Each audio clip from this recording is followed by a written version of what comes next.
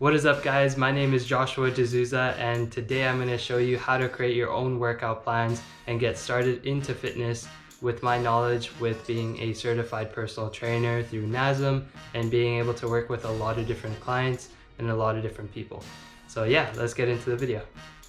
Alright guys, so number one is, what is your goal? So when you find out what your goal is, that makes the whole plan decision making a lot easier, because every decision that you make is going to tie back into your goal. So you want to have a goal that is measurable, and you also want it to be very specific. So let's say my goal is to build muscle. Well, I want to build 10 pounds of muscle, and the reason is because for my bodybuilding competition, this part of my muscle group needs to be have more symmetry so that I'll win my competition. Or let's say my goal is to keep up with my kids at home, then I need to lose a little bit more weight and lean out a little bit so I can keep going with those guys 24/7 and lose 5 pounds of fat. So yeah, something like that is very powerful when creating a workout plan. Okay guys, number two is, what makes a good workout plan? So to me, what makes a good workout plan is that it's results driven and that it's very enjoyable. So when you have a plan that's results driven, that means that you have smart planning and designs for your workouts, and that you also have a progression system You also have a progressive system that's going to help you to get towards your goal. Let's say at the beginning of this month you are starting at 1 push-up and you want to get to 4 push-ups by the end of the month. Well, this is how I'm going to progress to getting to 4 push-ups, something along those lines. And then also you want to have it enjoyable. So what I mean by this is, it should be in workouts that you enjoy. If you like playing soccer, go play soccer. If you like doing high intensity interval training, go do that workout. If you like pumping it out in the gym, go pump it out in the gym.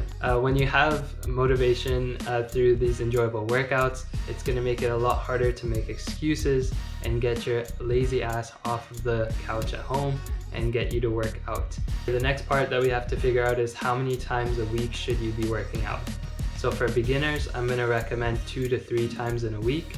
The reason being is because you don't want to be getting too sore. Taking your time to rest and recuperate is also going to avoid injuries, and it's going to keep you into staying healthy longer while training hard. And you want to learn the exercises as best as possible, because those are going to lead into being an intermediate and an advanced person in the gym. When you're intermediate in training, you want to get 3 to 4 days in a week of workouts, because that will allow you to get your goal a little bit faster. You already know the exercises that you like to do, and you already know the exercises that you need to do. So with this compounded with the fact that you probably can get over soreness a little bit faster than a beginner, this is going to allow you to get a little bit more training out of your week. Now for advanced and athletes, you guys want to train 5 to 6 days in a week. Hopefully not 7 days, because that's a little bit overkill and your body needs that time to rest up. But you definitely have built up a lot of resiliency to DOMS, which is delayed onset muscle soreness, which is what causes the soreness to happen after a couple days. So because maybe you even enjoy this feeling, you guys can work out 5 to 6 days in a week.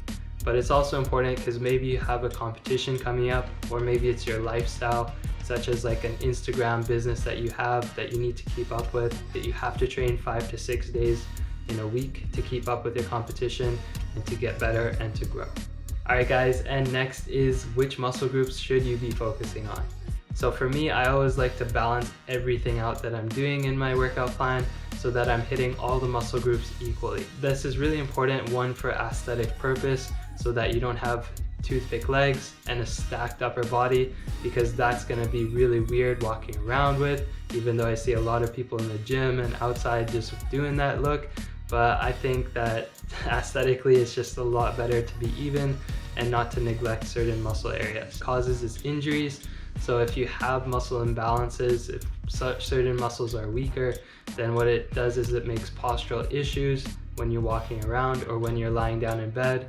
The next thing you know, your back is starting to hurt and you don't think much of it, but after a few years, you now have a serious back problem. So what you want to do is make sure that you are evening out all the muscle groups. Don't neglect one, work on all of them. What I like to do is I'll have 2 upper body days, 2 lower body days, and 1 full body day, because I'm training 5 to 6 days in a week. If you're not training that often, you can go like 1 lower body, 1 upper body, and 1 full body. Or if you're only working out 2 times in a week, you can just do 2 full bodies. Whatever you like, just do your best to keep it even. Okay, and next up is the faculties of fitness. So faculties of fitness can range from strength to cardiovascular to flexibility to hand-eye coordination and even focus. So with these faculties, it's going to allow you to get to your goal a little bit faster and a little bit easier. So let's say you are somebody trying to get off of an injury and you need to do certain exercise to become better. Well, the way to do that is to focus on balance and proprioception to help the muscles fire better, to work on flexibility to make sure that you're not getting sore.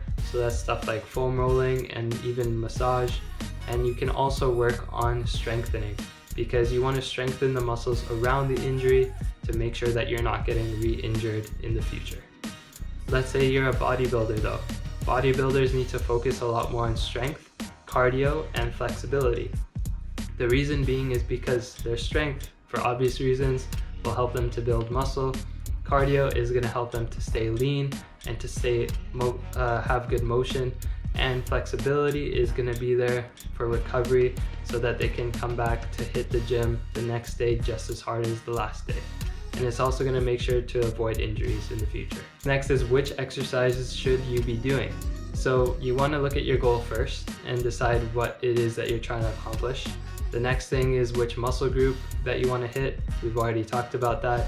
And then the next is sets and reps. So sets and reps is very important. Let's say you're trying to build more muscle. You want to have lower sets, lower reps, and a lot of rest and a lot of weights. So that's going to allow you to work hard for a short period of time, gain that max strength, recuperate, and come back and hit it again. Unless you're doing 1 rep maxes, then that should be your only set. Now let's say you're trying to burn a lot of fat and keep your heart rate high. You want to be doing high interval training, which is higher repetition, lower rest, and very light weights, if not any weights at all. And this is going to allow you to burn as much calories because you're working out for a sustained period of time with a sustained heart rate. Those are the 2 most common, but you can also create your own. Take a look at your goal and what it is. If you're just trying to maintain, then definitely keep everything moderate. If you're trying to cut, you should have lower weights and lower rest. If you're trying to build strength, you should have more weight and more rest. So here we have a couple of examples for you guys of my clients' programs that I've created for their specific goals. So let's say you're trying to lose weight. Here is an awesome example of a workout plan that you can follow. So I've started out with their goal at the top. I have their warm-up right after. A smart warm-up, by the way. It's not just any type of warm-up. It's definitely geared towards getting the muscles they're going to work on to be warmed as possible and ready to fire. Then we have the actual exercises, reps, sets, and rest that we're going to be working out with.